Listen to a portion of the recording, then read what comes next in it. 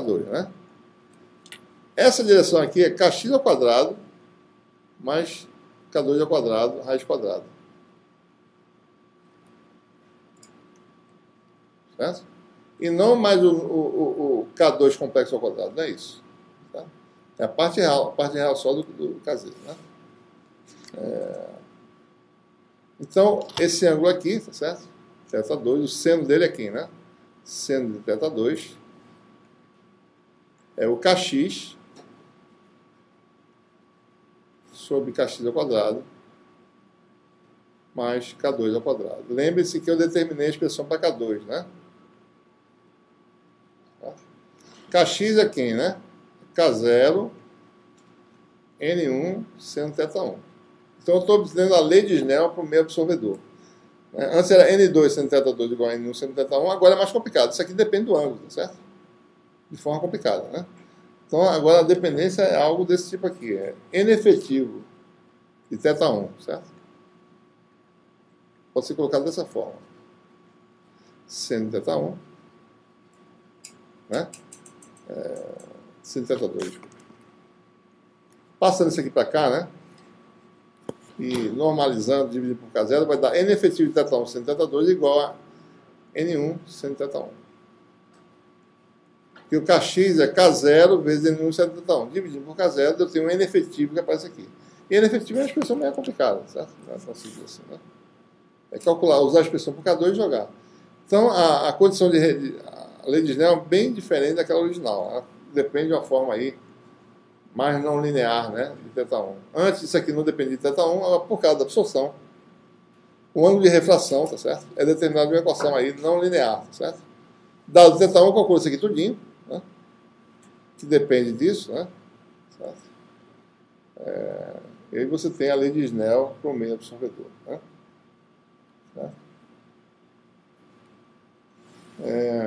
Uma outra coisa interessante, que tem uma contaria que vocês vão fazer depois, certo?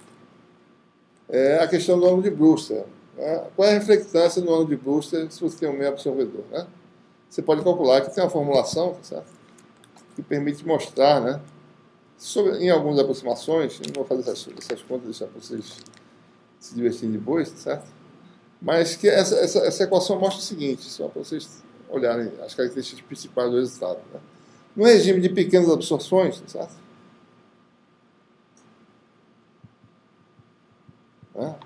Pequenas perdas no meio 2. Então tem um número de aproximações que são feitas, né? Se chega a algo, esquece essa expressão aqui. Expressão meio complicada, mas que mostra essencialmente a característica principal, tá certo? Acho que essa aqui é mais fácil de degustar, tá certo? Essa aqui. Né? Essa aqui é uma expressão simples, né? Obtida nessa aproximação aqui, certo? A conta é bem grande, mas você chega em algo, desprezando alguns fatores, só para a gente olhar a característica principal, né? Quando você tem um meio absorvedor. O que acontece? Qual é a reflectância no ângulo de Brewster, que é aproximadamente aquele ângulo original lá, certo? Ou seja, o tangente de θB, né? Tá aqui embaixo. É aproximadamente, né? Raiz quadrada, né?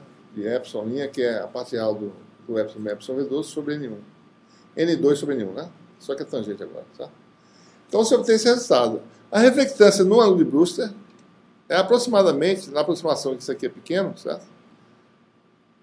Um fator, né, que depende das propriedades ópticas dos dois meios, né, e um fator que varia com o quadrado da parte da absorção. Se epsilon das linhas dá zero, RP menos dá zero. Certo? À medida que você aumenta a absorção, né,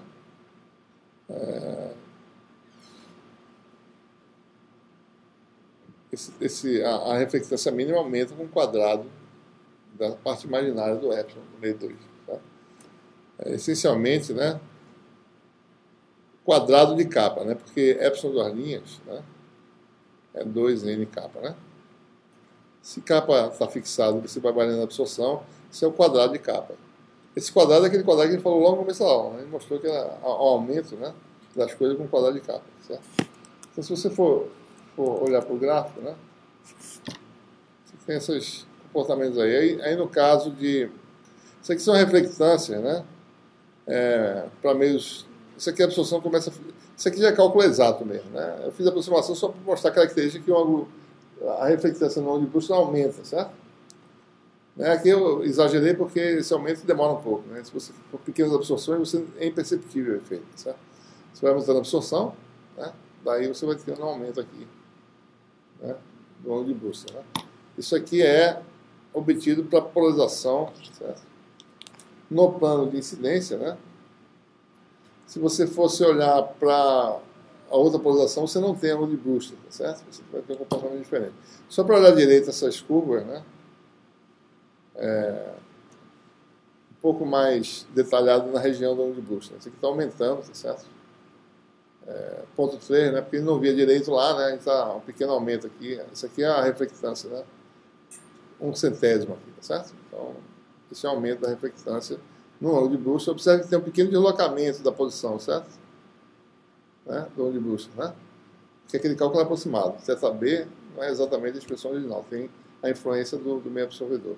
Mas não é tão... Bom, pode ser, né? Pode ser significativo. Aqui é 50, né? Aqui estão 56, aqui está dando 60 próximo de alta, certo?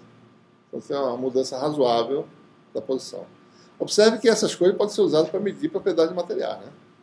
Se eu caracterizar essa reflectância mínima, para um dado material, medir direitinho essa curva, a forma dessa curva aqui em torno dessa região, posso obter tanto N quanto K do meio que eu estou refletindo, certo?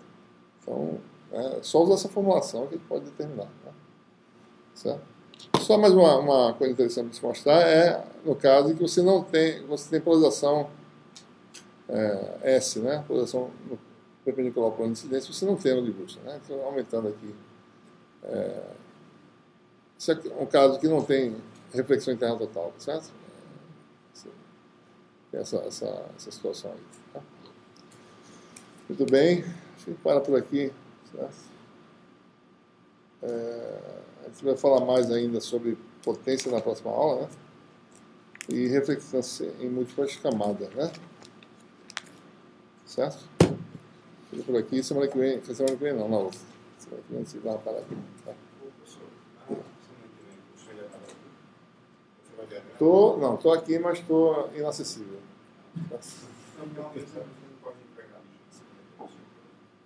Pode deixar no meu caminho. Hã? Não é segunda-feira, não. Vocês que disseram, né?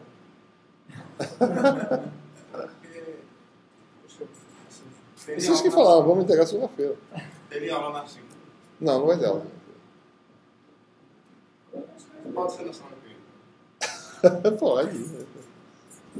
A quantidade de lixa que vai ter não vai mudar, não. Essa é a mesma. Não adianta. Vocês vão ter que acumular mais uma já, certo?